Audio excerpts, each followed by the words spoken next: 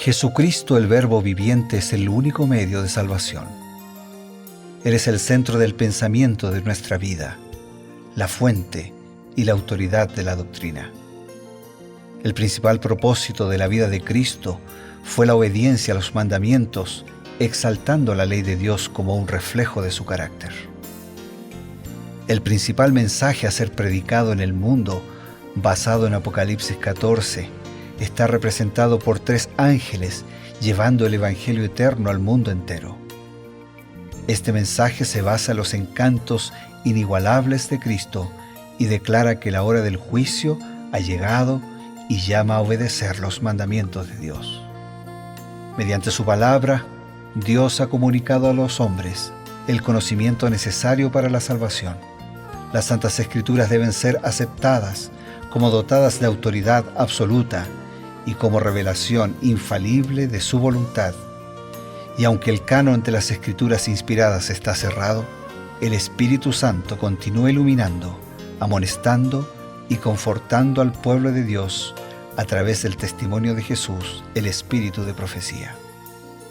El camino a la vida se traza a través de un camino angosto que debe ser recorrido con confianza a las promesas que Dios dejó a hombres y mujeres fieles que dedicaron sus vidas hasta la muerte por el Evangelio eterno. Los fundadores de la Iglesia soñaron con el día en que la revelación sería una realidad en sus vidas. Miraron con los ojos de la fe a aquel día glorioso cuando finalmente la promesa sería cumplida en la venida magistral de Jesucristo a esta tierra para recompensar a cada uno según sea su obra.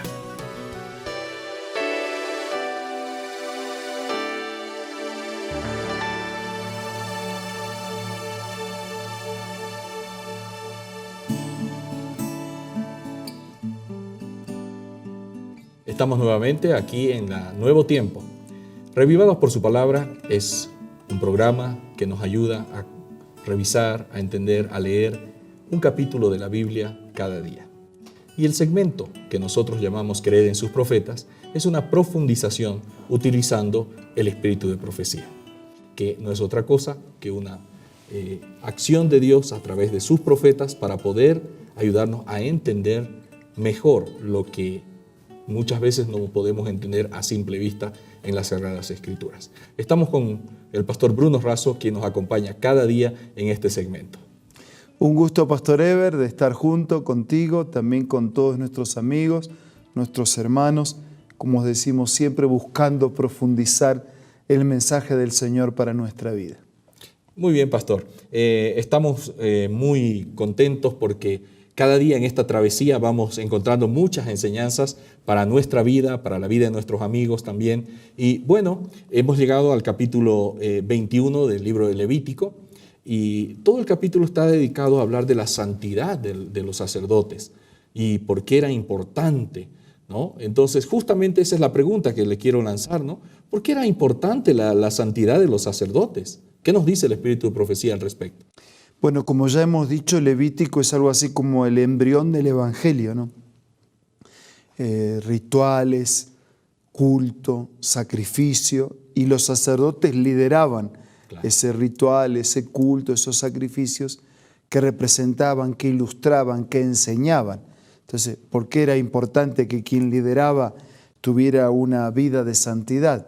Voy a buscar la respuesta en la lectura de esta declaración del espíritu de profecía. Los que aspiraban al sacerdocio debían venir cada uno con un incensario y ofrecer incienso en el tabernáculo en presencia de la congregación. La ley decía explícitamente que solo los que habían sido ordenados para el oficio sagrado debían oficiar en el santuario. O sea, tenía que ser un sacerdote, no podía ser alguien que hiciera las veces de sacerdote. Tenía que ser quien Dios había designado para eso. Pero además tenía que preparar su vida, porque si él no estaba en la presencia de Dios, ¿cómo es que él podía constituir un puente para que otros se presentaran delante de Dios? Continúa la declaración. Ningún ojo mortal, salvo el del sumo sacerdote, debía mirar el interior del lugar santísimo. Solo una vez al año y después de la preparación más solemne y cuidadosa, podía entrar allí el sumo sacerdote. Temblando entraba para presentarse ante Dios, y el pueblo en reverente silencio esperaba su regreso con el corazón elevado en ferviente oración por bendición divina. Ese líder espiritual representaba por un lado al pueblo y por el otro lado a Dios. Claro. Él se presentaba delante del pueblo con el mensaje de Dios y delante de Dios con el mensaje del pueblo. El mensaje, el ritual, el culto del pueblo era un culto de reconocimiento de sus pecados y de búsqueda de perdón. El mensaje que el sacerdote presentaba ante Dios era ese, y Dios perdonaba. Así que el mensaje que volvía al pueblo era un mensaje de perdón, de restauración.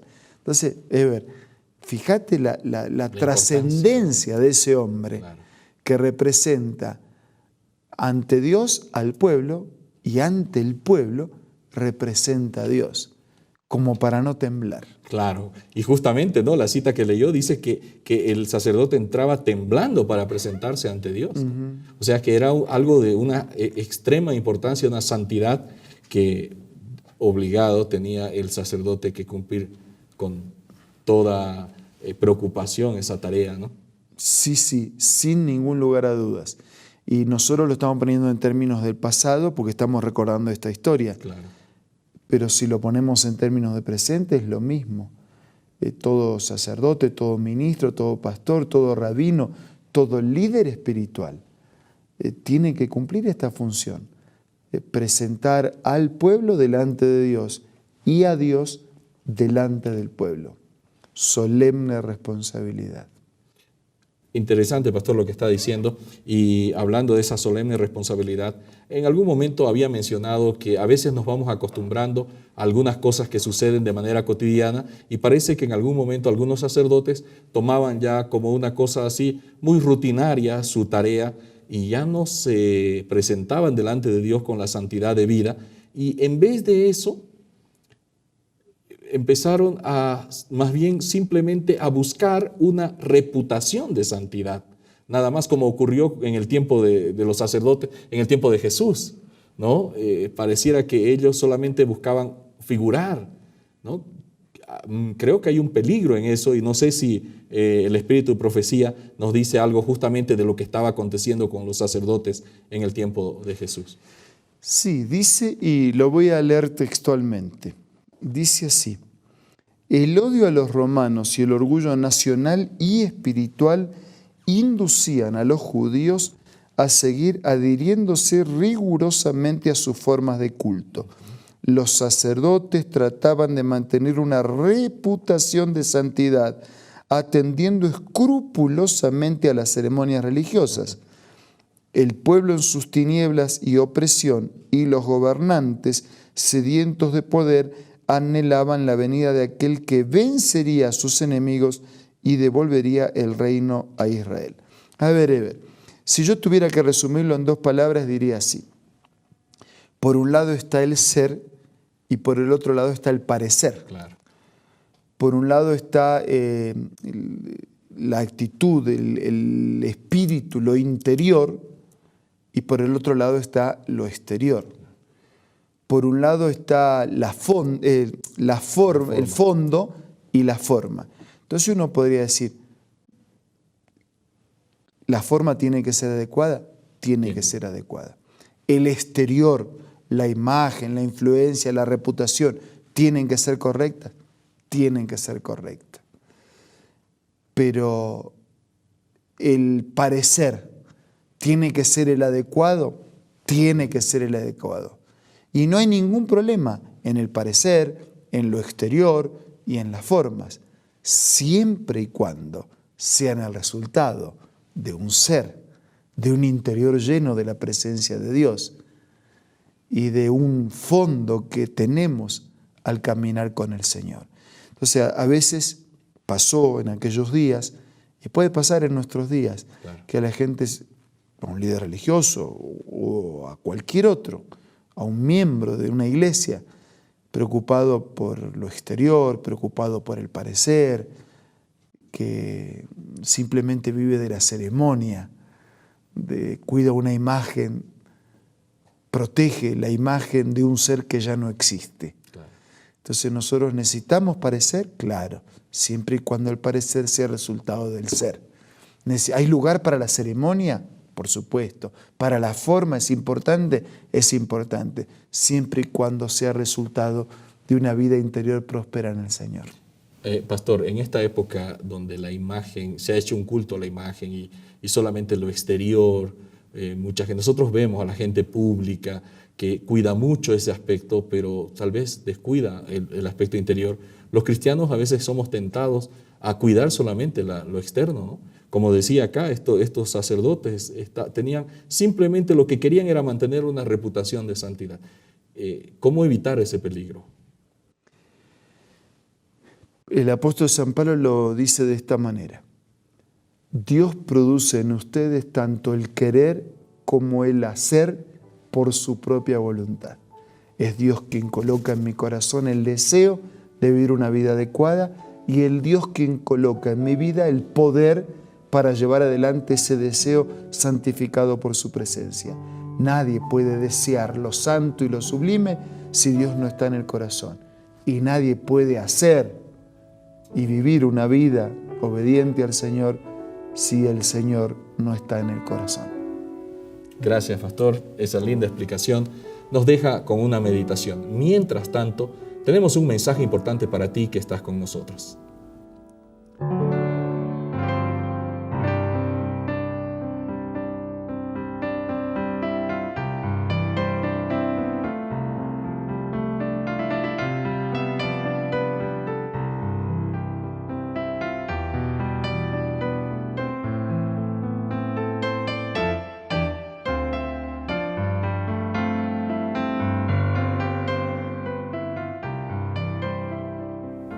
Hola, hoy tengo otra cita muy linda para compartir.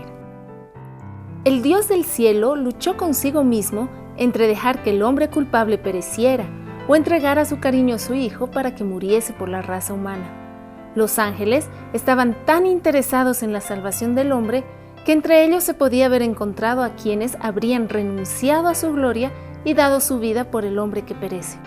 Pero, dijo el ángel, eso no serviría de nada. La transgresión era tan enorme que la vida de un ángel no podía pagar la deuda. Únicamente la muerte e intercesión de su Hijo podía pagar la deuda y salvar al hombre perdido de la tristeza y la miseria sin esperanza. Qué linda cita, ¿verdad? Esta tú la puedes encontrar en este libro maravilloso, Primeros Escritos, escritos por Elena G. de White. Puedes descargar esta aplicación ingresando al App Store o al Play Store, buscando Elena G. de White, o visita una iglesia adventista del séptimo día más cercano de tu hogar.